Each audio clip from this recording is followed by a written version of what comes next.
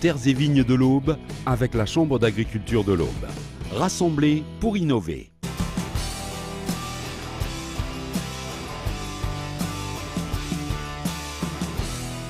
À Channes, en 1976, à 21 ans, Michel reprend la ferme familiale. Aujourd'hui, l'âge de la retraite dépassé, il remarque l'évolution de son métier d'agriculteur, obligé de s'adapter en permanence, à la météo évidemment, mais plus seulement. Que ce soit colza, grains, enfin toutes les productions qu'on peut avoir sur la ferme, on avait des prix très stables. On pouvait faire un prévisionnel.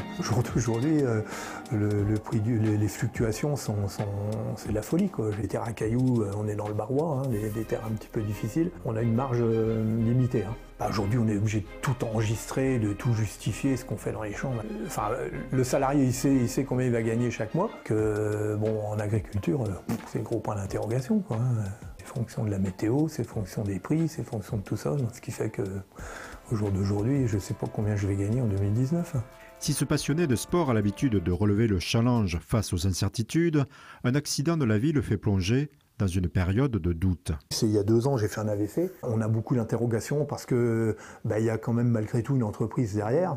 Quand on est dans une période de doute, en plus on se dit bon voilà, c'est peut-être le moment de lâcher, quoi. Sophie, c'est ma référente, et un jour elle me dit tiens, comme t'es pas loin de la retraite, si tu veux, on a un service maintenant au niveau de la chambre d'agriculture qui peut te permettre un petit peu d'avancer, quoi. Ça fait encore une charge en plus. Est-ce que ça va m'apporter réellement quelque chose et tout?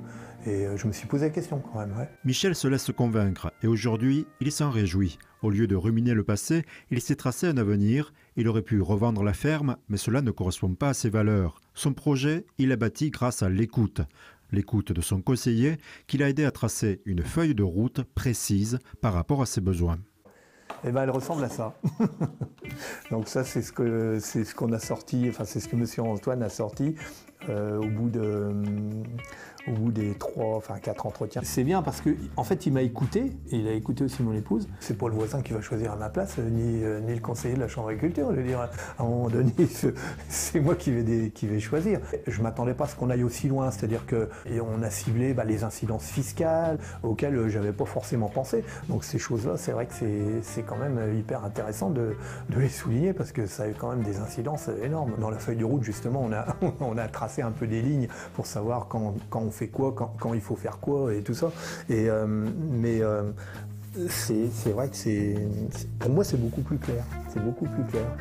Enfin, pour moi, c'est une aide précieuse, quoi. Un souci en moins, plus serein, Michel envisage l'avenir avec le sourire.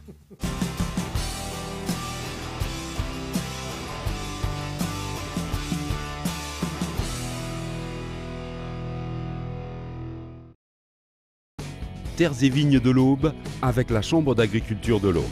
Rassemblés pour innover.